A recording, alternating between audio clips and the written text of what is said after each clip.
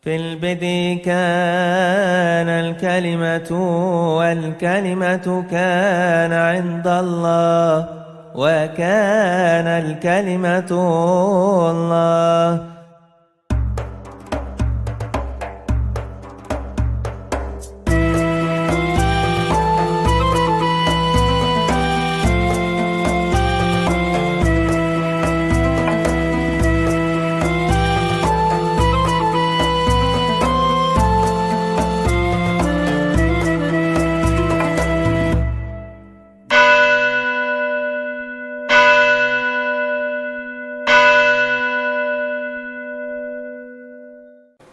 Di mana tempatnya para rasul ini berkumpul setelah kebangkitan Yesus. Bahkan ketika mereka masih menunggu Yesus disalibkan, lalu sampai pada hari ketiga, di mana para wanita itu mundar-mandir dari kubur Yesus ke tempat ini untuk menyaksikan apa yang mereka lihat dengan mata kepala mereka sendiri, bahwa kubur itu telah kosong. Dan tempat di mana mereka berkumpul bersama 11 rasul, bahkan Bunda Maria, Ibu Sang Kristus juga ada di sana. Itu tempatnya di mana? Nah, saudara-saudara, kalau kita melihat baik bagian dalam Injil maupun dalam Kisah Para Rasul, itu berbicara tentang satu tempat, dan tempat itu tempat untuk berkumpul mereka, menunggu berita-berita yang dianggap mereka simpang siur yang berasal dari wanita-wanita itu ketika mereka menyaksikan pengalamannya mengunjungi kubur Yesus dan ternyata kubur itu kosong, sampai mereka menerima sendiri bagaimana Yesus menampakkan diri kepada mereka, dan akhirnya terhitung sekitar 500 orang yang menjadi saksi kebangkitan. Yang pertama, tempat. Kalau saudara-saudara pergi ke Yerusalem, di sana ada satu tempat di Bukit Sion yang namanya Senakal. Senakal itu adalah ruang makan. Tetapi dalam Injil yang kita baca ini disebut kataluma. Jadi baik Matius, Markus, Lukas, Yohanes itu berbicara tentang tempat di mana perjamuan malam Kristus itu diselenggarakan. Dan karena penulis Injil Lukas dan penulis Kisah Para Rasul itu orang yang sama, kemudian Lukas melanjutkan kisahnya atau narasinya di kitab Kisah Para Rasul. Nah, tempat itu disebut pertama, kita akan melihat dulu dari catatan Lukas. Lukas pasal 22 ayat 10 sampai 12. Itu di sana dikisahkan bahwa Yesus menyuruh muridnya untuk pergi ke kota. Ke tempat siapa? Dan tempat itu memang sepertinya sudah dikenal kalau dilihat dari catatan kitab suci.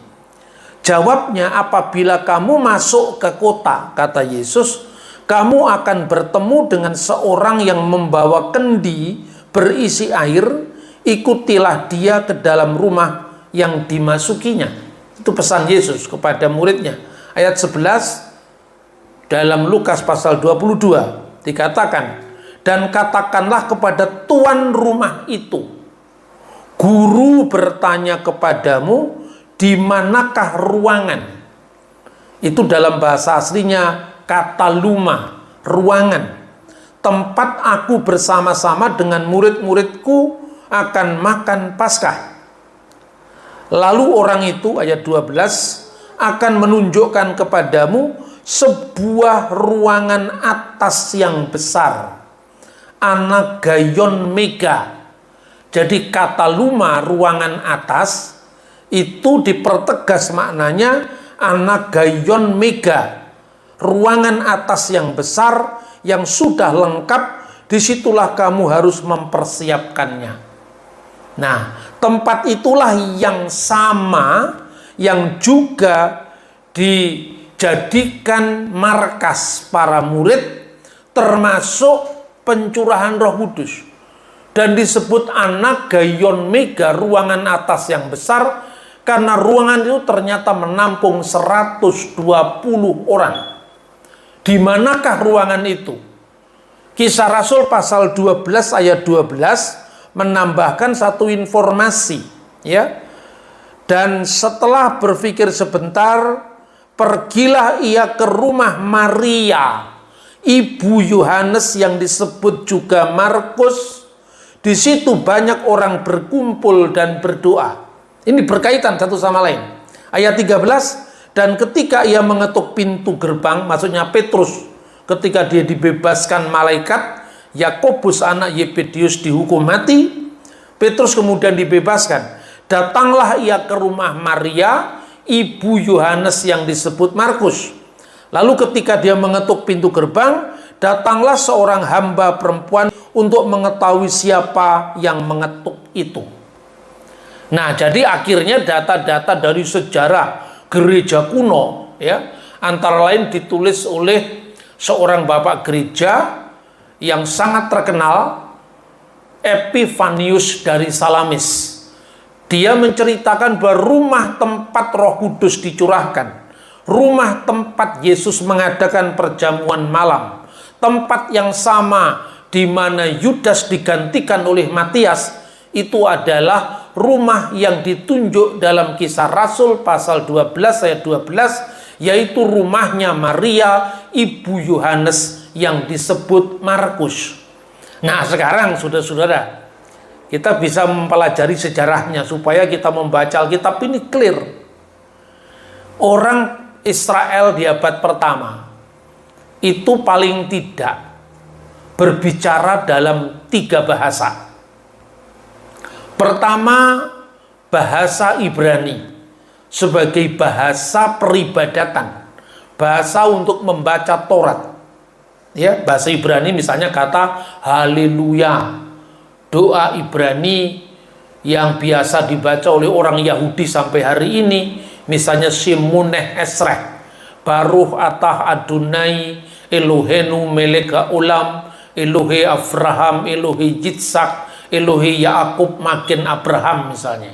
Terberkatilah, terpujilah Engkau ya Tuhan, Allah yang kami sembah, Raja yang kekal, Allah yang disembah Abraham, Allah yang disembah Ishak, Allah yang disembah Yakub, perisai Abraham. Itu bahasa Ibrani. Bahasa Aram yang kedua, itu bahasa percakapan sehari-hari. Misalnya Hakal Dama, tanah darah, Maranatha, Tuhan kami datanglah, Tali takum, wahai anak bangunlah, Efata bukalah. Itu bahasa Aram. Dan yang ketiga, di lingkungan yang lebih luas lagi, bahasa Yunani Koine. Jemaat gereja mula-mula itu ada yang berbahasa Yunani Koine, ada yang berbahasa Ibrani Aramaik. Kisah Rasul pasal 6 ayat 1, di mana disaksikan di sana ada pertikaian anggota jemaat gereja mula-mula antara orang-orang Yahudi yang berbahasa Yunani dan orang-orang Ibrani. Orang-orang Yahudi yang berbahasa Yunani itu adalah orang-orang Yahudi diaspora yang pusatnya di Alexandria, Mesir. Sementara orang-orang Ibrani adalah orang-orang Yahudi lokal yang tinggal di Yerusalem, yang bahasanya Aram, bahasa Aramaik. Keduanya ini menjadi anggota gereja mula-mula di Yerusalem. Nah, orang-orang Yahudi yang berbahasa Yunani dan orang-orang Yahudi yang berbahasa Aram, itu mereka berkumpul jadi satu sejak zaman Yesus. Makanya Petrus itu kan orangnya satu, tapi namanya kok bisa 3 bahasa.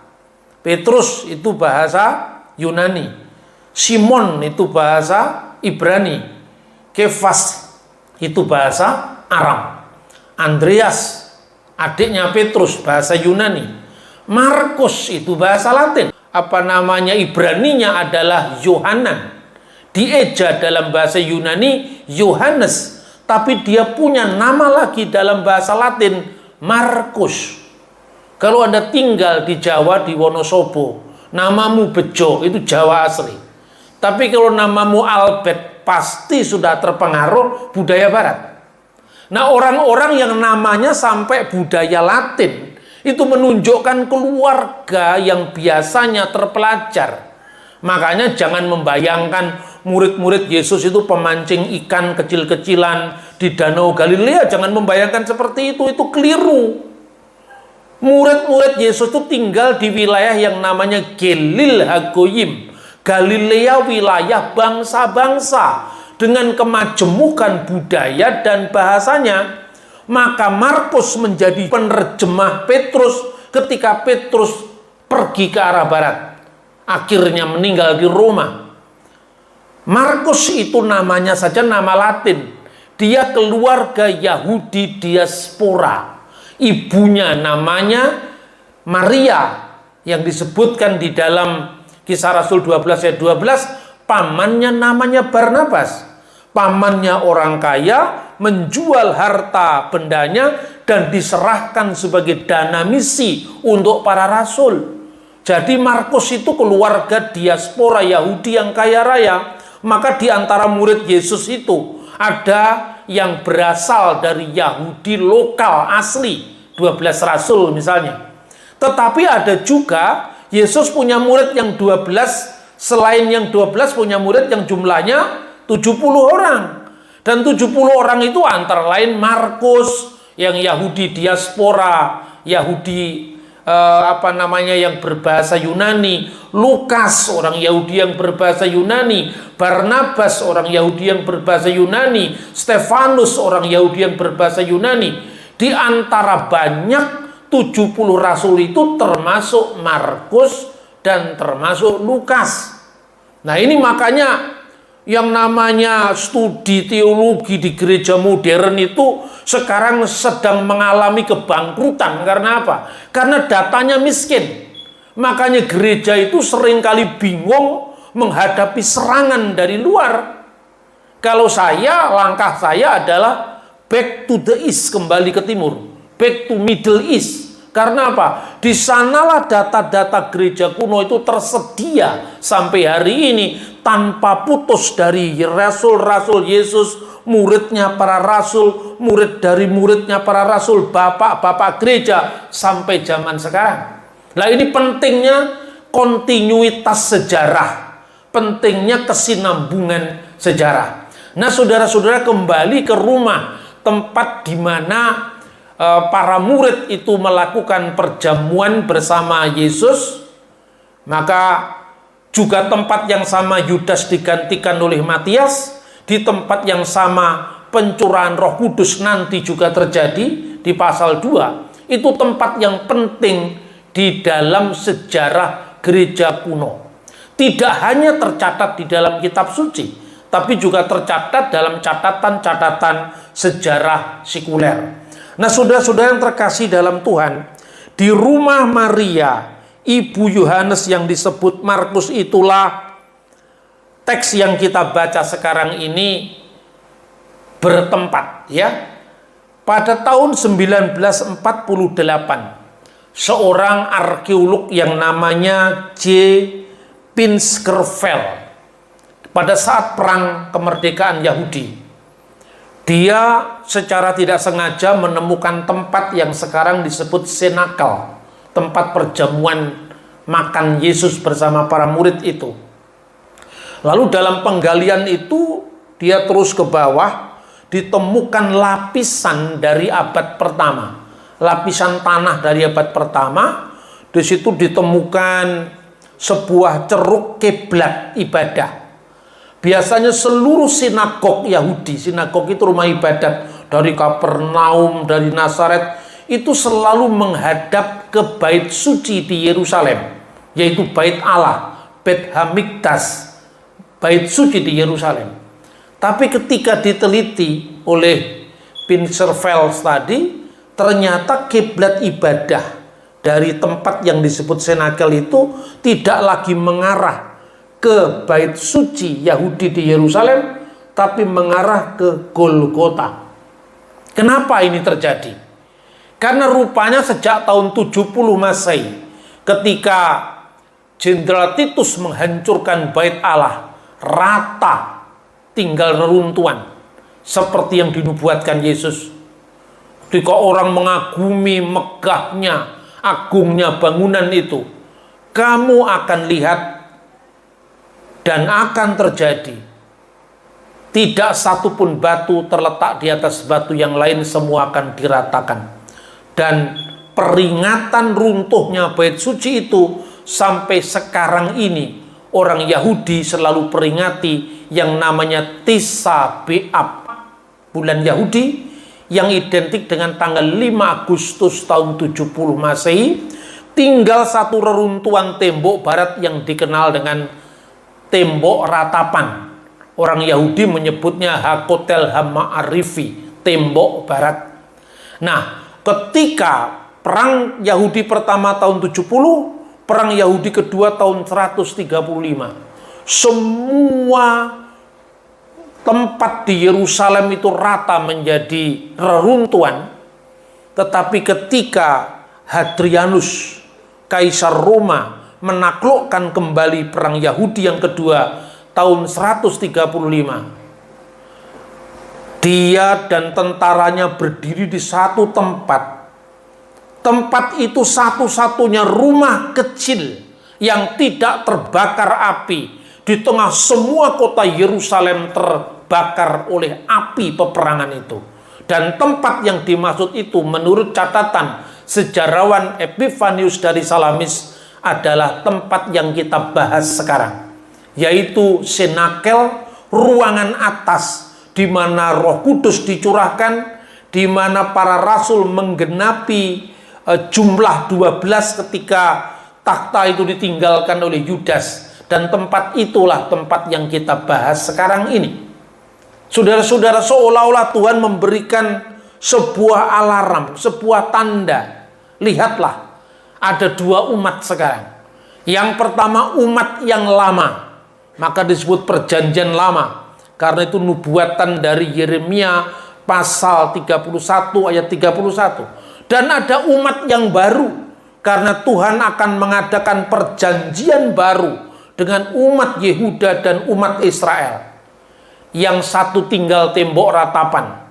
Mereka meratapi di tembok satu-satunya di arah barat itu. Bait suci sudah hancur.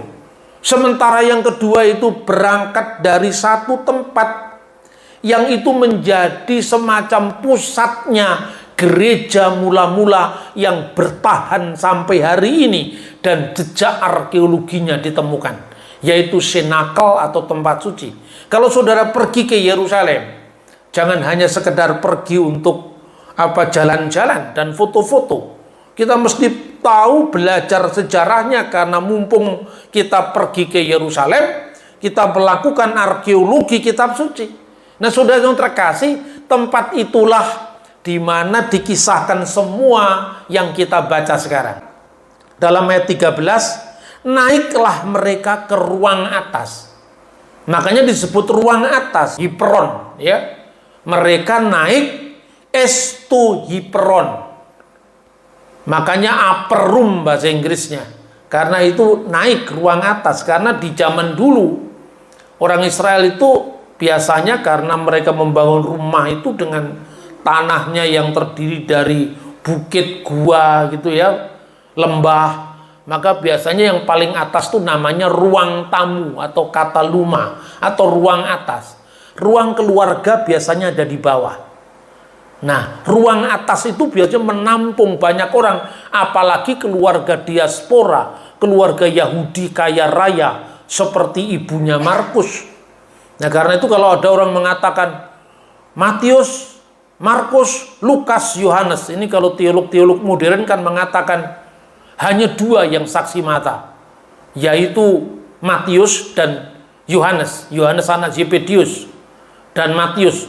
Markus bukan saksi mata, Lukas bukan saksi mata, kan biasanya begitu kan? Maka apa jaminannya kebenaran Alkitab? Enggak ditulis oleh saksi mata. Tapi kalau saudara-saudara membaca dari data-data gereja kuno, rumahnya saja dibuat ngumpul Yesus dengan para rasul untuk perjamuan suci. Masa bukan saksi mata? Itu gara-gara apa? Kita bisa membaca dari teks Injil Lukas pasal 1 ayat 1 sampai dengan 3. Karena di sana dikatakan begini, seperti yang disampaikan kepada kita oleh mereka yang dari semula adalah pelayan firman, yang dari semula adalah saksi mata dan pelayan firman. Berarti Lukas bukan saksi mata. Iya kan? Ini kan ayat ini dipahami seperti itu kan biasanya. Kalau saudara-saudara belajar teologi modern di mana-mana kan begitu. Lukas bukan saksi mata. Karena Lukas sendiri mengatakan yang dari semula dia mendapatkan informasinya itu dari saksi mata dan pelayan firman. Bagaimana ini? Bagaimana Injil bisa bisa dipercaya? Padahal kalau kita membaca begini. Ab arkis auto petai. Itu artinya apa? Ab arkis auto petai. Auto petai itu, auto itu diri sendiri. Misalnya otokritik, mengkritik diri sendiri. Otonomi, ya, mengatur diri sendiri. Auto itu sendiri, nomos itu adalah hukum.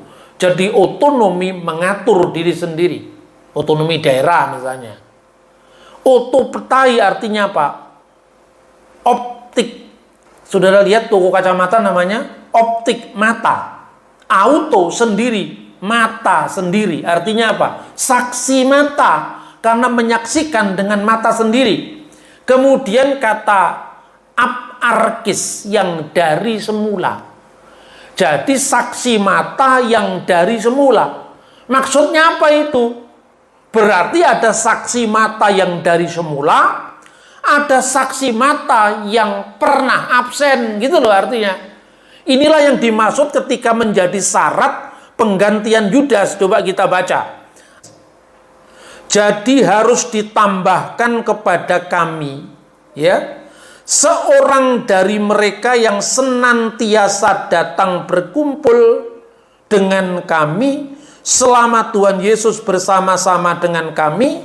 Ayat 22, yaitu mulai dari baptisan Yohanes sampai hari Yesus terangkat ke surga meninggalkan kami untuk menjadi saksi dengan kami tentang kebangkitannya. Nah inilah yang menjadi saksi mata semula. Jadi apa? Saksi mata yang dari mula-mula itu, yang dari pertama sampai akhir tidak pernah absen meninggalkan pelayanan. Dan ada 2 orang yang masuk nominasi, termasuk Matias. Akhirnya Matias yang terpilih mengganti Yudas. Berarti kalau ada saksi mata yang dari semula, berarti ada saksi mata yang tidak dari semula. Itulah 70 murid. Makanya kalau saudara membaca Injil Lukas pasal 10, ya, 70 murid itu ketika diutus, kan sama pengutusan 12 murid. Tapi mereka dua-dua, ada pendampingan. Karena itu bukan muridnya yang utama, bukan saksi yang semula. Kira-kira bukan saksi yang primer, tapi yang sekunder. Nah, di antara mereka ini disebut bukan menjadi saksi yang semula karena ada di antaranya yang pernah meninggalkan pelayanan. Di mana ayat yang menceritakan bahwa ada rasul-rasul yang pernah meninggalkan pelayanan? Coba Anda baca di dalam Yohanes pasal 6. Mulai dari waktu itu banyak murid-muridnya yang mengundurkan diri dan tidak lagi mengikut dia. Kenapa murid-murid itu mengundurkan diri? Kalau Anda membaca ayat-ayat sebelumnya, gara-gara Yesus mengatakan, tubuhku benar-benar makanan, darahku benar-benar minuman. Ini bukan Mesias yang kita harapkan. Karena Mesias yang kita harapkan itu adalah pahlawan revolusi yang menang perang dengan Roma. Masa Mesias mau mati? Mereka tidak tahan, perkataan ini terlalu keras katanya. Maka banyak yang mengundurkan diri. Ya, banyak yang mengundurkan diri dari murid-murid. Pertanyaannya, murid mana yang pernah mengundurkan diri? 12 murid, kita baca ayat 67. Maka kata Yesus kepada ke-12 muridnya, apakah kamu tidak mau pergi juga? Berarti 12 rasul belum mundur kan? Yudas belum berkhianat dalam ayat ini. Berarti yang pernah mundur dari pelayanan para rasul itu bukan 12 murid yang dikisahkan ini, tapi 70 murid Yesus. Di antara 70 murid Yesus itu, menurut catatan sejarah gereja, Markus dan Lukas. Nah, catatannya di mana, saudara-saudara? Saya akan tunjukkan sumber-sumber ya. Selain Alkitab, kita punya catatan muridnya yang nulis Alkitab. Ini saudara bisa bandingkan agama manapun di muka bumi. Tidak ada yang memiliki jejak historis sekuat iman Kristen. Saya berikan contoh. Ini adalah catatan-catatan dari murid para rasul. Ini berbeda dengan buku-buku palsu yang disebarkan para bidat, ya. Misalnya, contohnya buku palsu yang disebarkan para bidat ini misalnya The Gospel of Philip ini. Ini baru abad keempat ini buku ini. Ditulis dalam bahasa Koptik dengan terjemahan bahasa Inggris. Di tempat inilah yang kemudian orang spekulasi Yesus istrinya Maria Magdalena di sini. Ini nggak bisa dijadikan rujukan karena apa? Asalnya abad keempat Masehi. Bagaimana bisa dipercaya?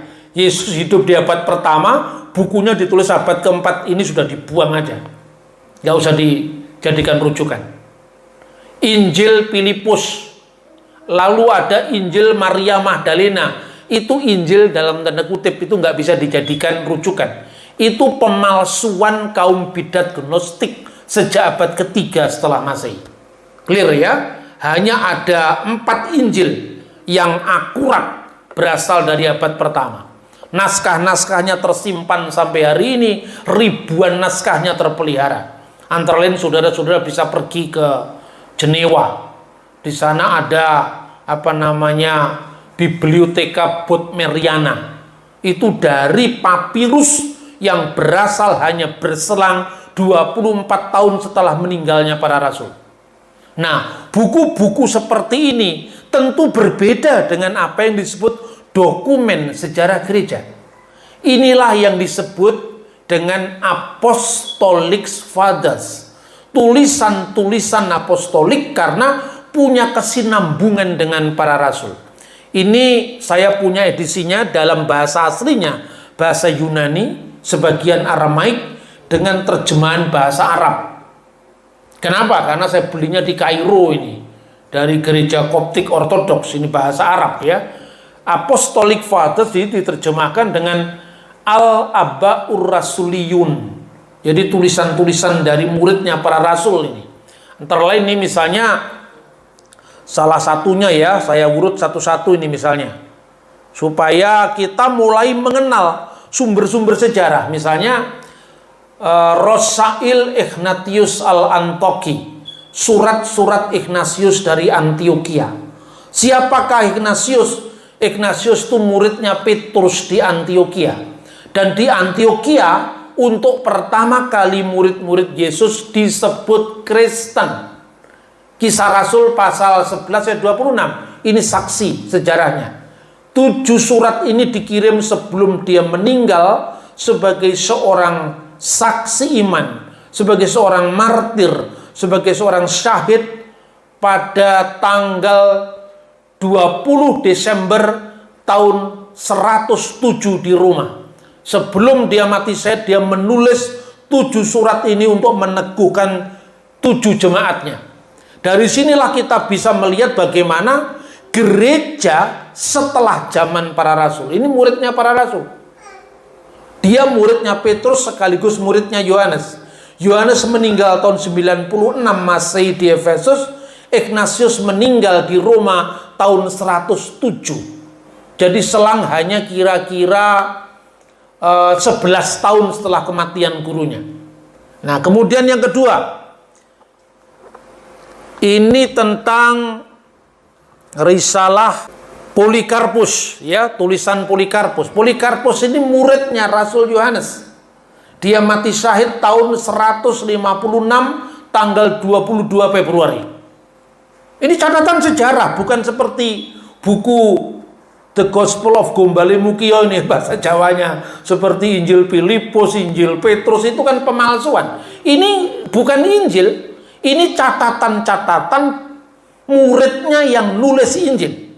Nah, kurang clear apa sekarang bukti sejarah. Yang ketiga misalnya ini adalah Abba Ar-Rasuliun Juz al-Awal, Risalah Clemenus al-Awal.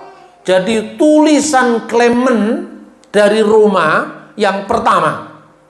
Siapakah Clement? Disebut namanya dalam Filipi pasal 4 ayat 3. Itulah muridnya Paulus dan muridnya Petrus. Dokumennya ditemukan ini dalam bahasa Yunani. Baru yang kemudian saya tunjukkan terakhir sebagai bukti, itu adalah tulisan Papias. Papias dari Hierapolis. Ini muridnya Yohanes. Jadi dari mana kita tahu Injil pertama ditulis Matius, Injil kedua ditulis Markus? Judulnya saja yang disebutkan di situ. Pasal dan ayatnya tidak ada, makanya ungkapan back to the Bible hanya oleh Alkitab itu mesti dimaknai secara benar. Saudara-saudara, banyak sekarang teolog-teolog baru yang mengatakan hanya Alkitab. Ya silakan.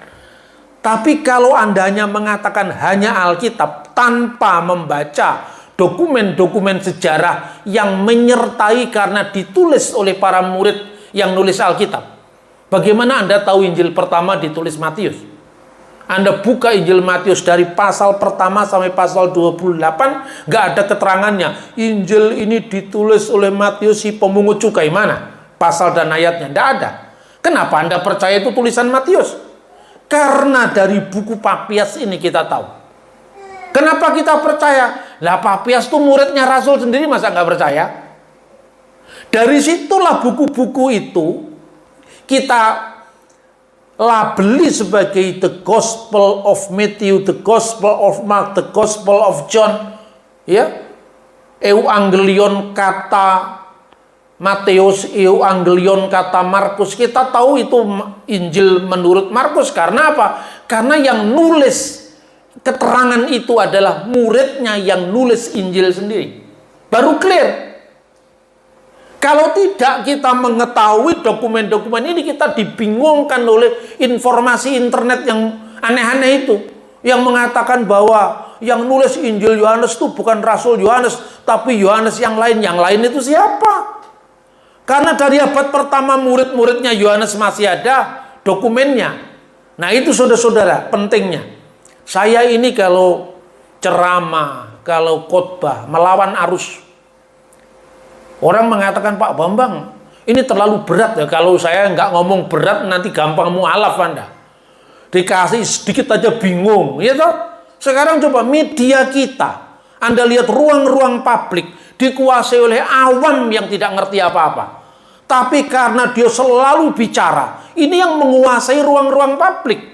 Kalau gereja kita tidak start lebih awal untuk melengkapi jemaat kita, maka tinggal tunggu waktu. Seperti kebangkrutan negara-negara barat. Karena apa? Injil sudah tidak menjadi mode lagi di dalam kehidupan mereka. Tidak menjadi lifestyle lagi. Karena apa? Terlalu sekuler. Anda melihat kalau pergi ke City ya, ke Melbourne misalnya, di depan State Library, itu ada banyak orang-orang memberikan traktat-traktat ya, baik Kristen maupun non-Kristen. Coba Anda lihat, yang kemarin saya lihat itu ada orang Pakistan membagi traktat-traktat Islam. Anda lihat, yang menolak itu kan pasti kebanyakan orang Indonesia. Yang menerima kebanyakan orang bule. Ini minta maaf. Karena apa? Orang bule itu otaknya terlalu terbuka tapi bahannya kurang. Maka apapun yang masuk diterima. Karena terlalu egaliter budaya mereka. Sementara budaya kita ini lebih protektif. Tapi kalau kita hanya memprotek diri tanpa bahan, tanpa argumentasi, tanpa data, jebol juga saudara-saudara. Makanya saya bilang saya melawan arus. Kalau siap dengarkan, kalau tidak siap terserah, tapi tunggu waktu ketika Anda akan mengalami guncangan-guncangan dalam gereja.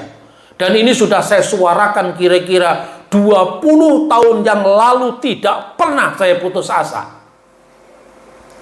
Materi berat, ya tapi bagaimana kalau kita tidak lakukan? Bagaimana kita bisa mengerti? Kita hanya diajari mengatakan Alkitab firman Allah, Alkitab firman Allah. Ketika kita diserang di luar, kita tidak bisa bicara apa-apa.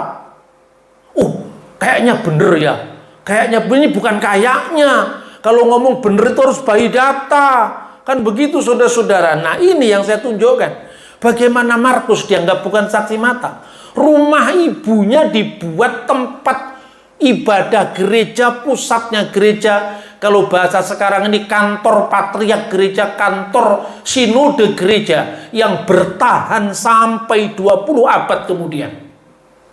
Seolah-olah Tuhan memberikan saksi dari rumah kecil, rumahnya Maria ibu Yohanes yang disebut Markus di Bukit Sion ini. Kamu akan menjadi saksiku mulai dari Yerusalem ke seluruh Yudea, dari kotanya, kemudian provinsinya, Samaria, masuk ke wilayah negara bagian yang lain, kalau bahasa sekarang, sampai ke ujung bumi. Nah di tempat itulah Yudas digantikan oleh Matius. Penggantinya siapa? Mereka yang tidak pernah absen dari pelayanan, mulai dari baptisan Yohanes sampai Yesus naik ke surga. Dan itulah yang menjadi syarat. Karena Markus dan Lukas pernah mengundurkan diri. Seluruh kitab Injil itu ada semacam penanda. Misalnya Matius. Sekalipun Matius tidak mencatat bahwa yang nulis itu Matius si pemungut cukai, tetapi itu ada informasi tentang Lewi si pemungut cukai lebih dalam ketimbang informasi Markus, Lukas, dan Yohanes. Markus untuk memberi penanda siapa penulisnya. Markuslah seorang pemuda yang lari telanjang, meninggalkan jubah luarnya telanjang itu, bukan telanjang bulat. Ketika dia mengendap-endap mencari tahu apakah orang Romawi itu menangkap Yesus apa tidak. Ternyata Yesus benar-benar ditangkap. Kira-kira Markus itu mengatakan begini, saya ini bagian dari 70 rasul. Saya pernah mundur. Kira-kira seperti itu kan. Karena Yesus tidak memenuhi harapan mesianik kami. Yesus tidak memenuhi harapan sebagai Mesias pembebas yang kami harapkan. Kami pernah diutus 70 murid itu. Dan kami saksikan, kalau Anda bisa melihat di Lukas pasal 10. Guru, setan-setan pun Tuhan, setan-setan pun tunduk karena namamu. Jadi mereka menyaksikan setan saja kalah dengan nama Yesus. Kira-kira apakah perwira Romawi bisa menangkap Yesus? Kira-kira seperti itu. Ternyata ditangkap juga. Yesus mengatakan, aku melihat iblis jatuh dari langit seperti kilat. Tanda-tanda yang diberikan itu. Tapi ternyata jalan Yesus bukan jalannya mereka. Ternyata Yesus ditangkap. Kenapa hanya Markus yang memberikan informasi tentang pemuda yang lari telanjang meninggalkan jubah luarnya ketika Yesus ditangkap? Karena itu penanda bahwa dirinya yang dimaksudkan di situ. Yohanes memberikan tanda apa? Murid yang dikasihi. Dan itu hanya muncul dalam catatan Yohanes. Lukas memberi tanda apa? Bahwa dirinya yang mencatat. Ada 2 orang yang berjalan ke Emmaus. 2 murid. Salah satu murid itu namanya Kleopas. Anda cari di 12 Rasul. Nama Kleopas ada apa? Enggak ada. Tadi kita baca tuh dari Injil, dari Kisah Para Rasul tadi. Kleopas itu disebutkan di Lukas pasal 24. Ada 2 orang murid jalan ke Emmaus. Mereka sedang berjalan, tiba-tiba Yesus gabung dalam perjalanan itu. Dan Yesus bertanya, apakah yang kamu percakapkan sementara kamu berjalan? Nanti baca sendiri Injil Lukas pasal 24. Adakah engkau satu-satunya orang asing di negeri ini sampai kamu tidak ngerti berita yang sedang viral ini? Kira-kira seperti itu. Dulu kami mengharapkan Yesus itu sebagai penyelamat bangsa kami. Ya, harapan politik lagi. Mesias politik seperti harapan orang Yahudi pada umumnya. Mereka terus berjalan. sambil bercakap-cakap dengan Yesus tanpa mereka sadari itu adalah Yesus. Ketika hari sudah mulai gelap, makanya ada lagunya, tinggal sertaku kawan yang kudus, telah hampir malam, jangan jalan terus. Ya kan, mereka masuk ke rumah. Ketika Yesus mau meninggalkan mereka, mereka mengatakan Kleopas dengan satu orang yang disebutkan namanya tadi, tinggallah di sini karena hari sudah gelap. Lalu ketika masuk ke dalam rumah, Yesus memecah-mecahkan roti. Baru mereka tahu kalau itu adalah Yesus. Kenapa? Karena memecah-mecahkan roti tanda yang diberikan juga di rumah ini, yaitu saat perjamuan malam, perjamuan terakhir. Ingatlah aku sebagai kenang-kenangan akan daku, yaitu roti dan anggur. Itu tubuh dan darah Yesus. Persis sama dengan itu yang mereka tolak ketika mereka mengundurkan diri. Tubuhku benar-benar makanan, darahku benar-benar minuman. Nah, clear saudara-saudara. Makanya Markus saksi mata, Lukas juga saksi mata. Karena apa? Satu orang yang menyertai Kleopas yang tidak disebutkan namanya itu adalah Lukas sendiri. Jadi Lukas itu saksi mata. Sudah bisa mengetahui sekarang dari mana catatan kalau Lukas adalah saksi mata, tapi bukan saksi mata yang semula, karena dia pernah mundur. Markus itu saksi mata, tapi bukan saksi mata yang sejak semula, karena dia pernah mundur. Maka Matius, Markus, Lukas, Yohanes, keempat-empatnya saksi mata dari pelayanan Yesus, meskipun bukan saksi mata yang semula. Karena saksi mata yang semula adalah 12 rasul.